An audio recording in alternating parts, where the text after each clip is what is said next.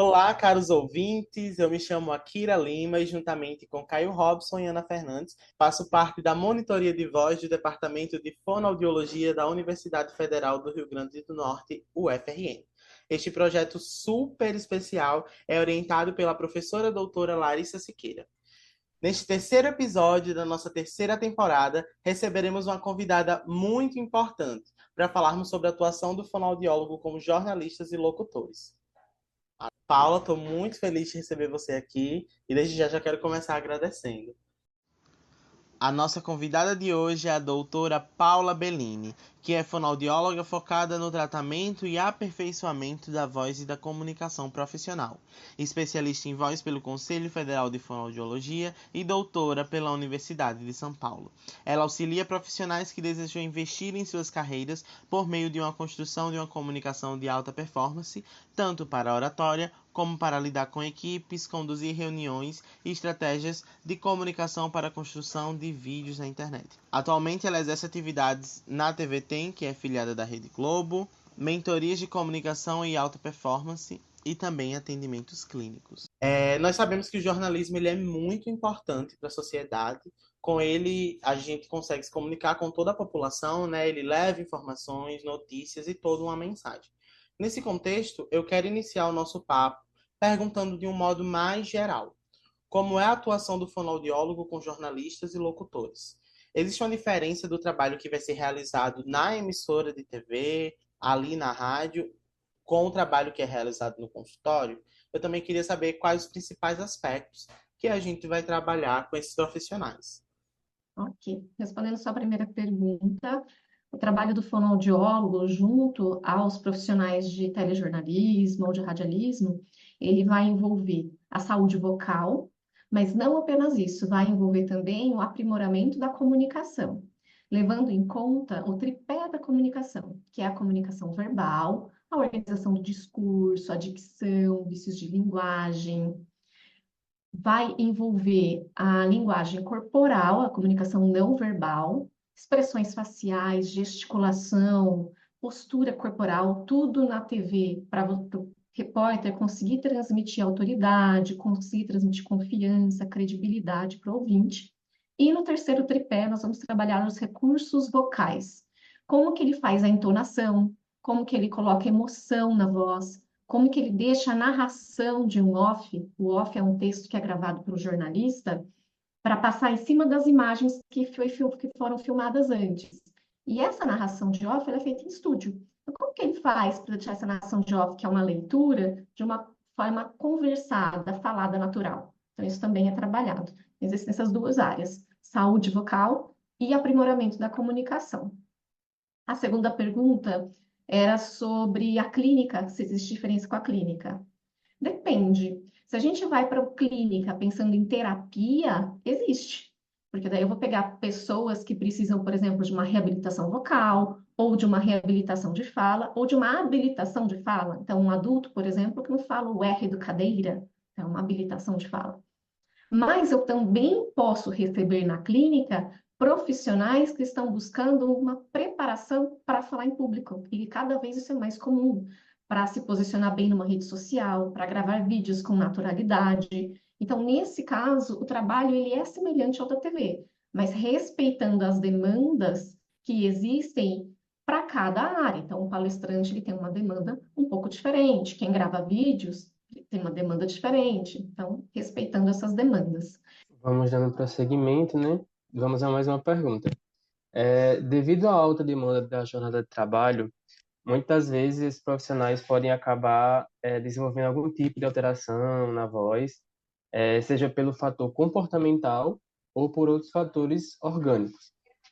Sendo assim, qual é o tipo de abordagem usada pelo fonoaudiólogo nesses casos para essa população, considerando que existe uma necessidade que esses profissionais precisam ter uma voz de alta qualidade para um bom desempenho eficaz no trabalho? Quando a gente está atuando com profissionais da área de voz dentro de uma emissora de televisão, por exemplo, que é o meu caso, a gente busca prevenir. Então, não chegar nesse ponto da pessoa desenvolver uma lesão ou ter um problema. Mas é muito comum, por exemplo, esses profissionais terem alterações vocais decorrentes de outros aspectos orgânicos, como, por exemplo, um refluxo gastroesofágico, né? O jornalista, ele tem uma profissão estressante. Então, e aliás, hoje, muita gente desenvolve refluxo, é achado de exame de otorrino, assim, comum.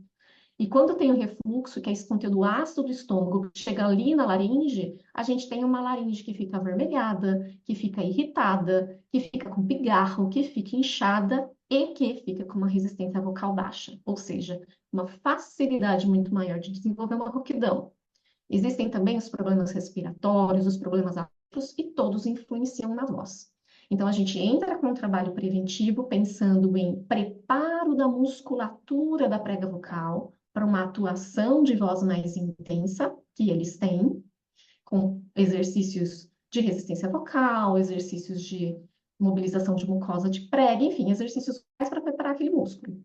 A gente costuma comparar o uso vocal profissional com um atleta. Então, se eu estou acostumada a caminhar todo dia, e de repente você, Caio, vira para mim e fala assim: Paula, vamos correr uma maratona amanhã? Óbvio que eu não vou, porque eu sei que eu vou me lesionar, eu vou cansar, eu não tenho músculo preparado para isso. Então, a mesma coisa, quem quer falar, usar a voz profissionalmente. Ah, vou dar uma palestra de 3 horas. Não tenho condicionamento vocal para isso, eu nunca fiz isso. A chance dessa pessoa terminar essa palestra com uma rouquidão, com uma voz cansada, com uma voz sentindo até um desconforto para falar, é muito grande. A gente precisa ter esse preparo antes. E no caso do profissional desenvolver um problema, durante o acompanhamento fonoaudiológico, numa TV, por exemplo, a, a nossa conduta é encaminhar para um otorrino para ser realizado um exame de laringe, entender o que está acontecendo de fato naquela laringe, junto esse exame com uma avaliação fonoaudiológica, faz um diagnóstico, e aí a gente vê a conduta mais assertiva para cada caso. Perfeito, Paula. Vamos dar continuidade à nossa série de perguntas. Então, os jornalistas eles precisam transmitir credibilidade para os seus ouvintes durante a transmissão das matérias e reportagens. Isso é fato, pois os telespectadores buscam informações de qualidade ao ligar a TV. Sabe-se que grande parte dessa seriedade é causada pela apresentação do profissional diante da câmera. Nesse sentido, como funciona a atuação do fonoaudiólogo na construção da imagem do jornalista e na adaptação dos textos? Eu costumo dizer que um profissional, para ele ser bem reconhecido como autoridade, primeiro de tudo, ele precisa ter conteúdo. Então, o conteúdo é a base da casa, é a fundação. O repórter, ele precisa estar por dentro de tudo que está acontecendo, é o papel dele. Não tudo, mas de boa parte das coisas que estão acontecendo. E as paredes dessa casa, o telhado dessa casa, é a forma como ele se comunica, para transmitir autoridade, para transmitir segurança. Para isso, a gente precisa de uma comunicação que demonstre domínio daquilo que está sendo dito. Esse é um dos aspectos. Por exemplo, se eu venho aqui com vocês conversar, fazer essa entrevista e fico, para isso, eles precisam de domínio do que estão dizendo. Então, eu encho de hesitações, são esses es, ans. A sensação de quem está ouvindo é que eu não sei sobre o que eu estou falando, porque eu preciso o tempo inteiro ficar resgatando a linha de raciocínio. A gente trabalha a fluência de fala, diminuindo essas hesitações, ensinando eles substituir essas hesitações por pausas silenciosas, por exemplo, que causam impacto de tranquilidade, de segurança ao falar. A gente também limpa vícios de linguagem. Então, por exemplo, vícios de linguagem como né, tá, certo, quando são empregados em excesso e em frases que deveriam ser afirmativas, transmitem insegurança. Você fala assim, deixa eu pensar aqui. Ana Paula, você se comunica muito bem, né? Eu acabei de. Era para ser uma afirmação, mas eu transformei numa pergunta. Agora você fala, Ana Paula, você se comunica muito bem. Vê como que tem mais firmeza, como que tem mais peso a fala? Então, a gente vai trazendo para a consciência do repórter vários aspectos verbais que estão relacionados à transmissão de autoridade, de segurança, de competência, e aspectos não verbais, que são, por exemplo, postura de corpo, ombro aberto, olhos nos olhos, no caso, olho na câmera, que vai dar a sensação de contato visual para eles. Segurar o microfone no corpo do microfone e não errado, o microfone reto. Gesticular, né, que é a gesticulação e de gesto. Mover as mãos com naturalidade, com segurança. Não tensionar ombro, não colar braço no corpo, então relaxa ombro, afasta braço do tronco. Então, existe uma série de gestos. Ficar toda hora mexendo no meu cabelo, vai dar a sensação de estresse. Toda hora mordendo o lábio, são gestos apertando mão, mexendo nas mãos, são gestos que a gente chama de pacificadores, que nos pacificam. Então, se eu faço isso aqui enquanto estou conversando com vocês o tempo inteiro, mesmo que você não tenha estudado sobre gesticulação, vai fazer uma leitura de, nossa, ela está nervosa, ela está tensa. E toda vez que o outro lê a gente como inseguro, como tenso, por trás vem uma dúvida de, será que ele sabe o que ele está falando? Será que ele é competente nisso? E tudo isso acaba influenciando nessa percepção de autoridade. E vamos trabalhar a voz, firmeza de voz, para não ser uma voz trêmula, voz para fora, dicção bem falada, não uma dicção enrolada, fechada, que dá também essa sensação de timidez, de voz para dentro. A gente trabalha de novo o tripé da comunicação, linguagem verbal, linguagem não verbal, recursos vocais, alinhados para transmitir competência, autoridade e segurança. Seguindo para a próxima pergunta. A comunicação de um jornalista ela vai carregar vários elementos e características que são importantes para a transmissão dessa mensagem. Então, pensando em um desses elementos, eu gostaria de saber como é o trabalho para a gente fazer a integração corpo-voz, que é muito importante. Eu também quero perguntar se existe diferença e como vai ser trabalhado os diferentes ambientes de trabalho. A gente sabe que é uma profissão que está envolta em diversos ambientes. Então, como é esse trabalho e como ele se diferencia a partir desses ambientes? Sobre a integração corpo-voz, a gente busca sempre naturalidade. Então, por exemplo, se eu estou falando aqui com você e eu faço uma ênfase em alguma palavra, deixa eu pensar. Nossa, o dia tá lindo. A minha expressão facial, provavelmente, eu vou mover sobrancelha no lindo. O dia tá lindo. Eu vou mover mão no lindo. Você fala assim, o escritório, eu vou olhar junto. Essa mão tem que vir associada com para lá. Ela não pode vir antes. Ela não pode vir depois da minha fala, porque fica esquisito. A gente vai buscar sempre o natural. Eu falo assim, é sempre buscar como que é a sua conversa no dia a dia com as pessoas. Como que é quando você conversa no sofá da sua casa e não no palanque? A gente busca a naturalidade sempre. Isso independente se a pessoa está no estúdio, se está na rua, se está num estádio de futebol, num posto de saúde. Agora, em relação aos diferentes ambientes, a maior diferença para eles é estúdio e versus rua, independente do ambiente que está. Tá? Se é hospital, se é câmera, futebol, o que mais diferencia é isso? Porque no estúdio a gente tem um ambiente controlado, um ambiente silencioso, com ar-condicionado, climatizado, uma delícia. E nós temos, por outro lado, o teleprompter para ser lido. Então, esse apresentador, ele precisa ter domínio do uso do teleprompter, que é a narração, que é esse texto lido, e deixar ele falado, e deixar ele conversado. Esse vai ser o maior desafio ali, sendo tudo ao vivo. Quando esse profissional está na rua, primeiro a gente vai ter que ter uma adaptação de vestuário. Eu não posso ir de terninho preto cobrir um jogo de futebol, por exemplo.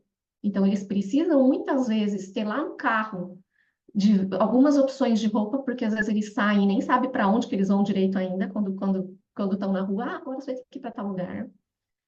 Então, adaptação do vestuário de acordo com o local que eles vão. E uma atenção redobrada.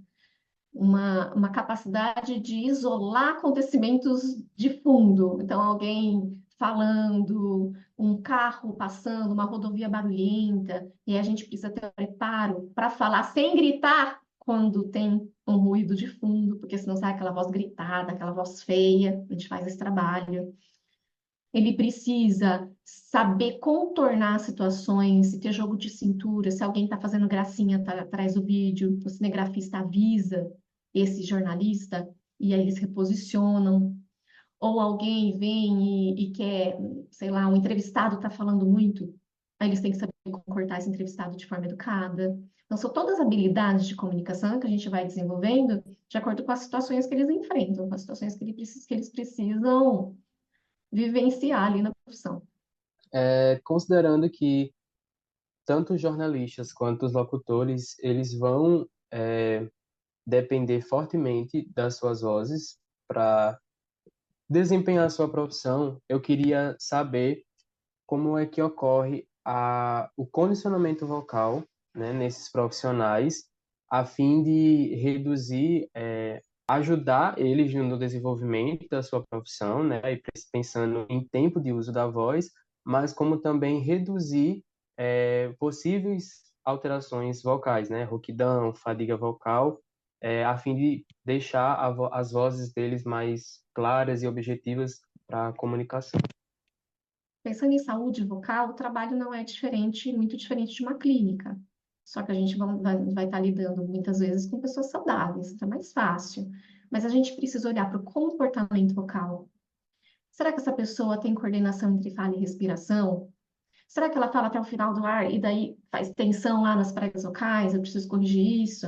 Será que ela grita? Será que ele fala muito alto? Será que quando ele vai narrar um texto ou quando ele pega o microfone na mão para apresentar, ele fala com uma voz muito mais alta e impostada? E isso também causa desgaste vocal, além de não ficar natural?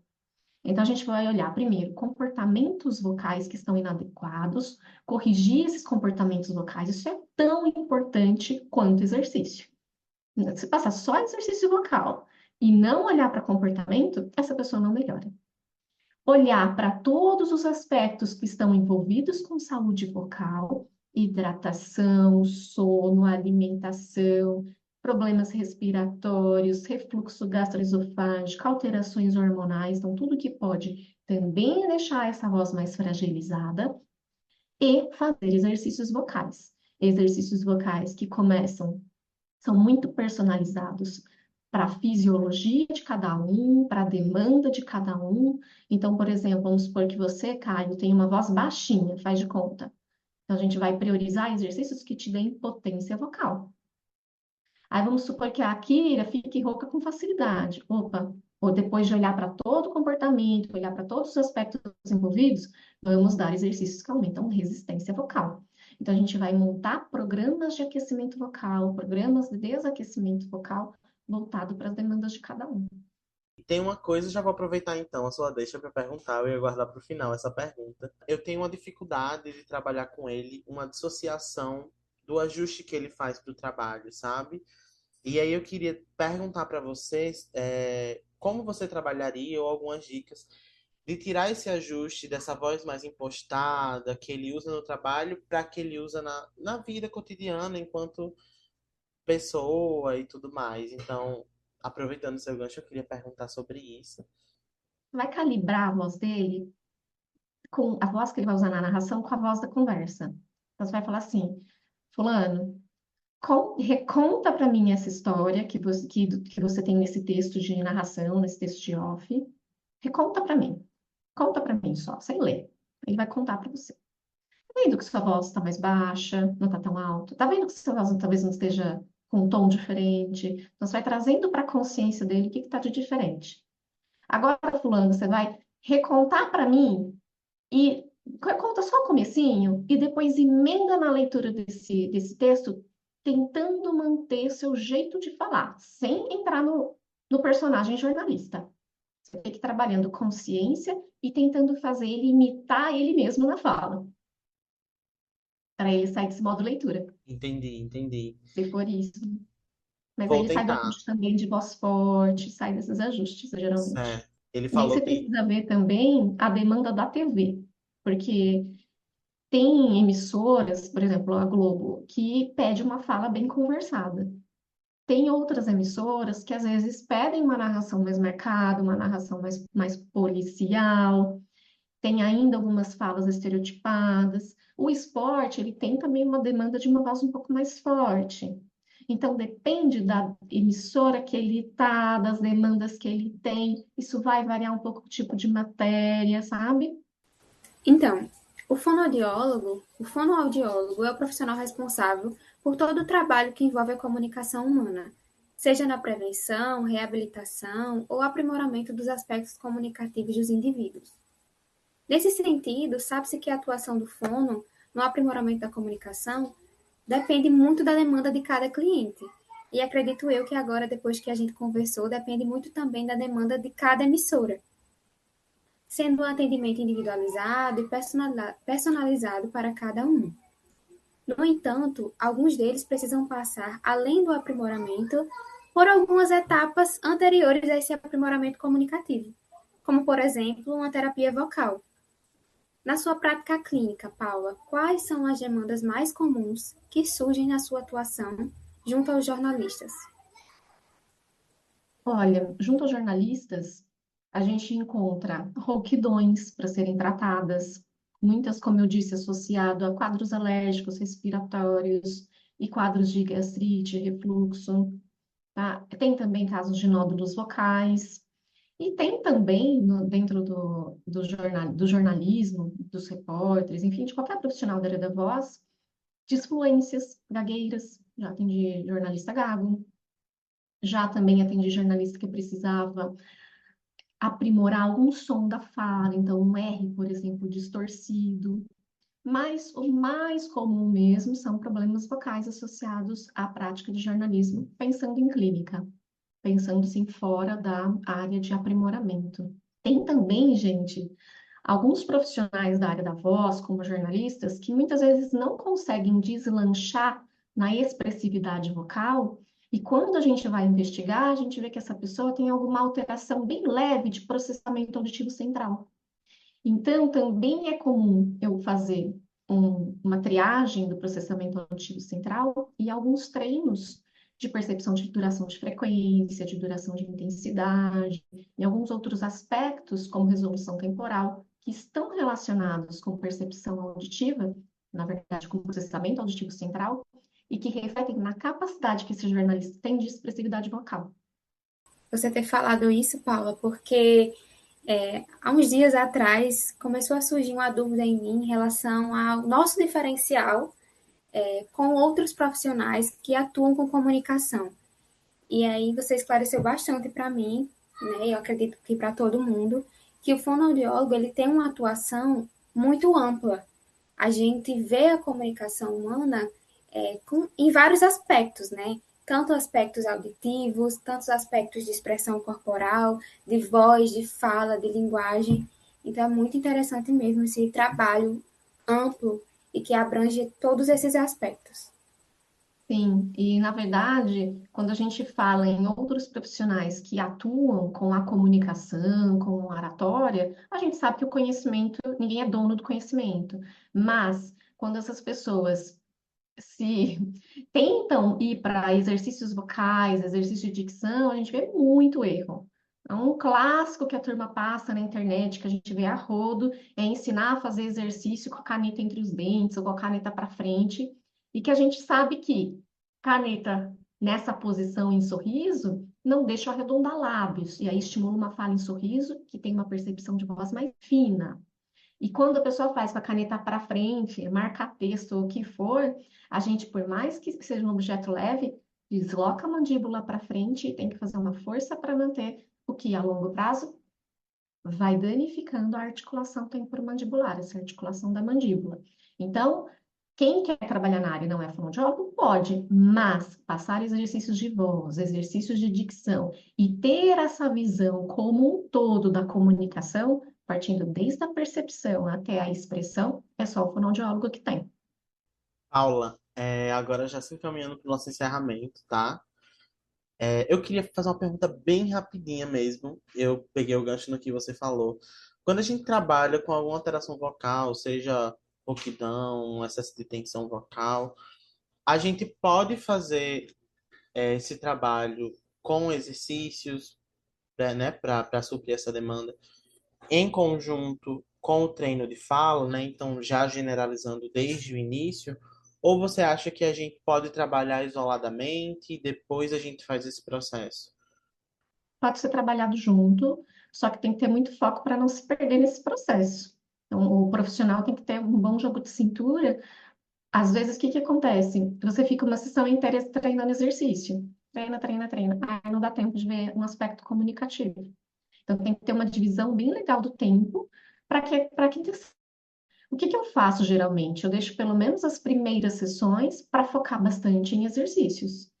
Exercícios, e a gente tem que lembrar de toda a parte de conscientização de comportamento vocal, que é a grande diferença entre o fonoaudiólogo generalista e o fonoaudiólogo especialista. O fonoaudiólogo, muitas vezes, que é generalista, ele vai passar exercício e vai esquecer de ver comportamento e fazer reeducação vocal. E ajudar esse paciente a inserir na rotina dele os exercícios, a ter estratégias para ele monitorar no dia a dia esse uso vocal. A gente tem que ajudar ele, instrumentalizar ele para no dia a dia fazer as mudanças, e não só falar, mude, muda, não pode mais gritar. Tá, mas calma lá, como que eu vou lembrar? Opa, vamos desenvolver estratégia juntos. Como que eu vou lembrar de beber água, de me hidratar? Então, a gente tem esse papel também de facilitador para a pessoa conseguir inserir no dia a dia dela essas mudanças. Desculpa, né? Dei uma volta. Voltando na sua pergunta, dá para fazer junto, mas tem que ter bastante jogo de cintura aí para não se perder no processo. Entendi. Perfeito. Paula, então já se encaminhando para o nosso encerramento, eu queria perguntar se você tem alguma mensagem para os nossos ouvintes, algum conselho, algo que lhe ajudou na sua formação, que você traz consigo até hoje. Então esse momento é aberto para você falar com os nossos ouvintes e aí a gente já encaminha para o encerramento. A mensagem é: não se contente com algo que não te deixa feliz. Se você é apaixonado por uma área da fonoaudiologia e, por exemplo, está numa cidade pequena, e, ai, Paulo, nessa cidade pequena foi o que aconteceu comigo. Ai, nessa cidade pequena não dá para eu atender sua voz, para eu viver de clínica, eu vou ter que atender tudo. E eu apaixonada por voz e comunicação profissional. Meu, vai atrás, se especializa, faz curso e atende online. Se for possível dentro da sua área. Rompa barreiras, não ficar preso ali só no seu círculo físico da sua cidade. Essa é uma mensagem. E outra é: arrisque-se. Não fique só preso à opção de um concurso, ou à opção de uma clínica, ou à opção de um convênio. Se arrisque, empreenda, se posicione digitalmente, que a gente sabe que hoje isso faz uma grande diferença. Busque outras habilidades. É importante a gente saber muito bem a nossa profissão, que é a fonoaudiologia, e a área que a gente vai atuar, porque essa é a base, é a fundação. Mas, quando a gente vai para a prática, quando a gente vai para a vida profissional, a gente precisa aprender outras habilidades. A gente precisa aprender a se posicionar digitalmente hoje, não tem como fugir disso. Isso vai envolver um pouco de marketing digital, vai envolver, é um mundo à parte, né? Tráfego, posicionamento de imagem, branding, e aí aprender a vender, aprender a cobrar de cliente, aprender a precificar as nossas sessões e valorizar aquilo que a gente sabe, aquilo que a gente aprendeu. Então, se você não está onde gostaria profissionalmente, busque que peça que está faltando nessa engrenagem para você sair desse lugar. Vá atrás, corra atrás, que tudo dá certo, que a gente consegue crescer. Paula, muito obrigada por todo esse momento, pela sua disponibilidade, por estar aqui compartilhando, né, todo o seu conhecimento conosco. Então, eu quero aqui, em nome do La Voz, deixar o nosso agradecimento por toda a sua contribuição. Tá bom, meninas, eu que agradeço. Foi vocês, meninas e menino, né, Caio? Eu que agradeço pelo convite, pela participação. Foi uma conversa super gostosa. Espero contribuir com vocês e com os ouvintes. Um beijão. Beijão, então, aos nossos ouvintes. Não deixe de se atentar aos conteúdos do La Voz e aqui do Vozeando também. Um beijo e até a próxima.